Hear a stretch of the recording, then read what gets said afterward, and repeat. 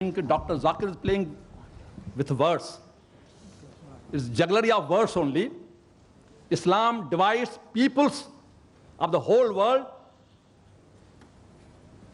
in two. One is Mu'min and there is Kafir. Definitely we don't believe and trust in many things which Islam says. So this brotherhood of universal brotherhood is not possible what Islam wants to enjoin upon us. Islam only creates divisive forces. Even we can know Shias, Sunnis and 70 other castes in Islam itself. I'm putting the question. No problem. Universal, but Islam cannot give universal. It's only Hinduism which can give universal brotherhood. Ekam Satya Vipra Bahuda Vadanti, which you have just quoted. Islam does not recognize killing the cows, killing the kafirs, taking their property, loot, women folk. Islam tells how brotherhood can come. And you talk of brotherhood, is a jugglery of words only. Really speaking, you are talking Hinduism in the name of Islam. The brother has made several comments. And Islam says, Inna Allaha ma sabrin. For verily, Allah is with those who are patient. For brotherhood to prevail, you should be patient. If I'm not patient, there'll be a fight between me and my brother. Islam says, in Surah Baqarah, chapter number 2, verse number 153, Inna Allaha ma sabrin. For verily, Allah is with those who are patient. And for brotherhood to prevail, you should be patient. And I respect my elderly brother out here. He may be having a good study of Hinduism, but I'm sorry that I disagree with him. His study of Islam is a bit weak, I would say. And I do agree with him that Islam, there are two types of people. One is a believer, Mu'min, and the other, he said, is a kafir according to him. In every religion, there are two types of people. Even in Hinduism, a Hindu and a non-Hindu. In Christianity, Christian and non-Christian. In Judaism, a Jew and a non-Jew. In Islam, a Muslim and non-Muslim. So where does Islam differ?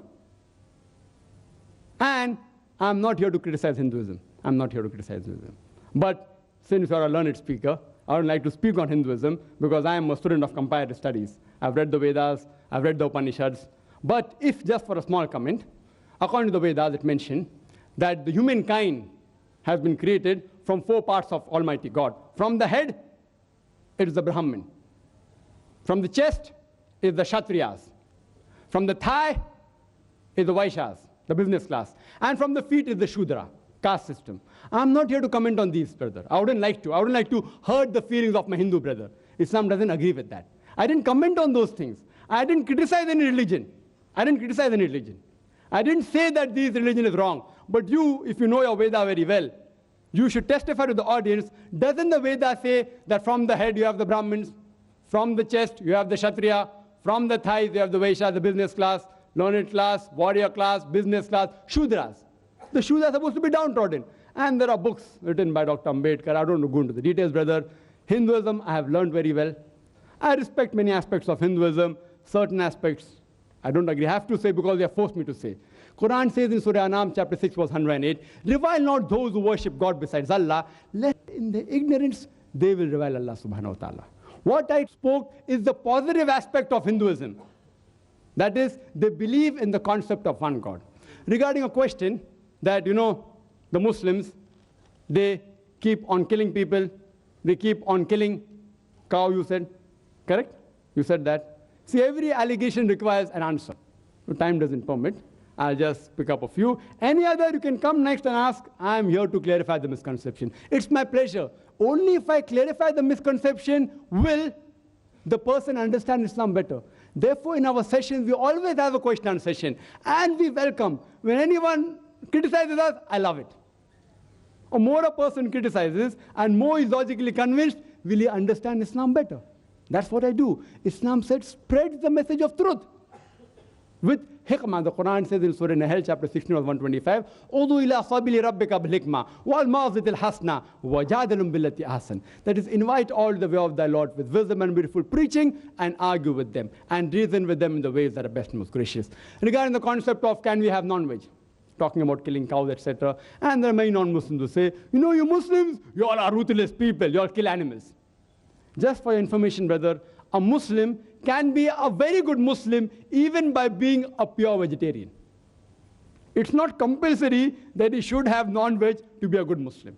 But since the Quran says in several places, you can have the cattle, why we shouldn't have? The Quran says in Surah Ma'idah, chapter number 5, verse number 1, it says that, Ya ayyuhalladhina amanu, O you believe, fulfill all your obligations, and lawful for you are all four-footed animal with the exception named. Quran says in Surah Nahl, chapter number 16, verse number 5, that Allah has created for you cattle, which are his signs. From it you derive warmth, and there are various benefits in it, and of the meat you can eat. Quran repeats this in Surah Mu'minun, chapter 23, verse 21, you can eat the meat of the cattle. In non-veg, there are doctors available here, even I'm a medical doctor, it's rich in protein, it's rich in iron, and it's very nutritious. In the other food, the level of protein which you get in non-veg, you cannot get in any other vegetarian food. Soya bean, which is supposed to be the best form of protein in vegetable, it comes nowhere close to the non-veg protein. And regarding the concept of killing of cows, if you read the Hindu scriptures, I'm not here to criticize any religion, but brother asks a question, I have to speak the truth. It permits a person to have non-veg. If you read the Hindu scriptures, the sages and sons, they had non-veg. They even had beef. It is later on, due to the influence of the other religions, like Jainism, etc., that people were being influenced in the philosophy of ahimsa, of not to kill animals, that they accepted this philosophy in their way of life. Otherwise, Islam is also for animal rights. I can give a talk only on animal rights. Islam is the religion which says that do not overburden the animals, treat them nicely, give them food. But when required, they are even created for food. If you analyze the other religions which believe in this philosophy, that you should not have non-veg, the philosophy was based on the concept that you should not kill animals because they're living creatures. Therefore, having non-veg is a sin. I do agree with them. If any human being can live in this world without killing a single living creature, I would be the first one. The universal brotherhood in Hinduism is that every living creature is your brother. Every living creature, irrespective whether it's an animal or a bird or an insect. I'm asking a simple question, that how can a person even survive for 5 minutes without killing millions of his brothers? Those who know medical science will understand what I'm saying. That whenever you breathe, there are millions of germs you're inhaling and you're killing. That means in this religion, you're killing your brothers to survive. The universal brotherhood in Islam is every human being is your brother. Brotherhood in faith is every Muslim is a brother. Every living creature is not my brother. But we have to protect the living creature, should not harm them, should not unnecessarily torture them. But when required, you can have them for food. So when the philosophy says that having non-veg is a sin because we kill living creatures, today's science tells us that even the plants have got life. Do you know that? So the logic that killing living creatures is a sin has failed.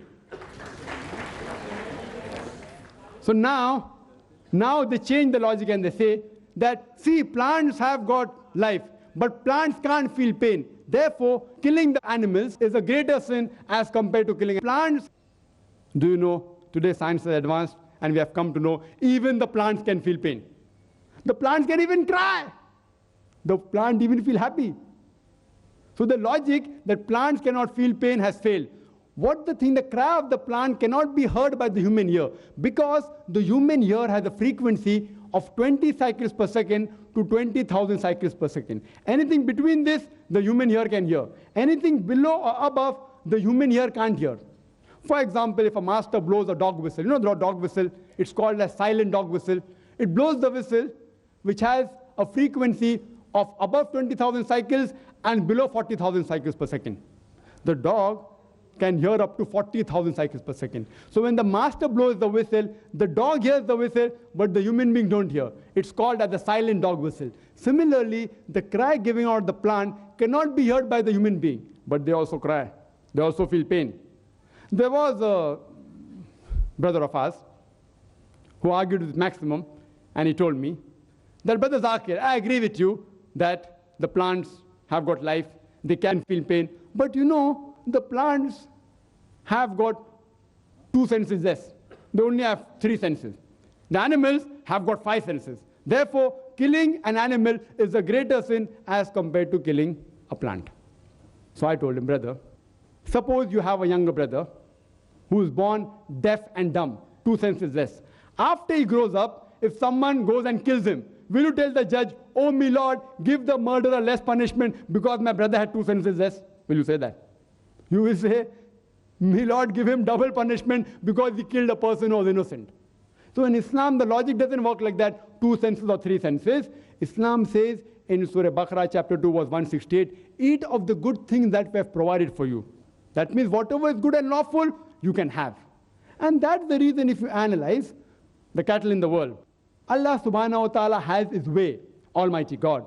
The reproduction of the cattle is very fast as compared to reproduction of the other animals and the human beings. They reproduce very fast. If I agree with you that no human being should have any cattle, then we will have overpopulation of cattle in the world. And regarding killing of cows, there's a book written by Maulana Abdul Karim Parekh, Gaw Hatya, cow slaughter, who is to blame?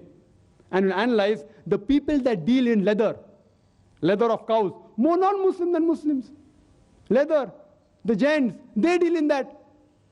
So the people who are responsible to benefit from the cow slaughter are not the Muslims, more of them are non-Muslims. So if you know history well, and if you know logic also well, you'll understand that Allah says, eat of the good things we have provided for you. If you can have, there's no problem. And besides that, if you analyze the set of teeth of the herbivorous animal, the cow, the goat, the sheep, they only have vegetables. They have a flat set of teeth. If you analyze the set of teeth of the carnivorous animal, the lion, the tiger, the leopard, they have got sharp pointed teeth. They can only have non-veg. If you analyze the set of teeth of the human beings, if you go in the mirror and look at your teeth, we have pointed teeth as well as flat teeth.